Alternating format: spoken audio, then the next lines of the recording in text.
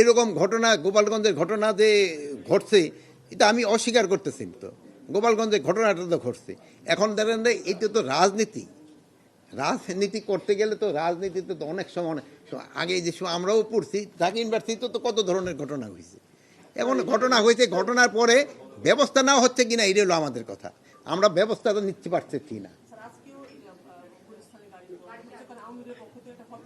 হ্যাঁ, এখন এখন আওয়ামী লীগের তরফ থেকে একটা হরতাল ডাকা হয়েছে। এখন হরতালটা হয়েছে কিনা এটা বলেন। দুইটা গাড়ি হয়েছে, সত্যি কথা। আমরা তো এই নাশকতাটা হয়েছে।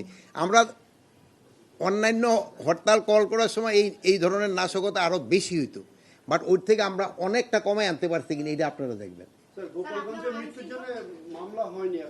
মৃত্যুর জন্য পুলিশ মামলা করবে কি না করবে এটা তো একটা কমিটি করা হয়েছে, তারা করবে। আর গোপালগঞ্জের ঘটনা তো আমরা বলছি আপনারা নিশ্চয়ই দেখছেন, মানে কি পরিস্থিতি তারা করছিল। ডেমোক্রেসিতে এটি হলো সবচেয়ে সৌন্দর্য, যে আপনি আপনার মত প্রকাশ করতে পারতেছেন। হ্যাঁ, আমি আমার মত প্রকাশ করতে পারতেছি।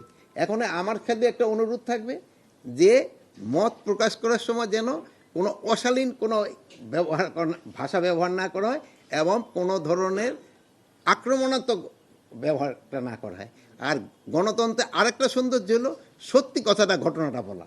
মানে মিথ্যা বইলে তো আর গণতন্ত্র হবে না, সত্যি কথা প্রকাশ করে দেয়। গণতন্ত্রের সৌন্দর্য কিন্তু এইটা, যে আপনি আপনার মত প্রকাশ করবেন সত্যি কথাটা বইলা, আপনি কাউরে আক্রমণ করবেন না, আপনার ভাষাটা শালীন ভাষা হবে। এইগুলির তো গণতন্ত্র।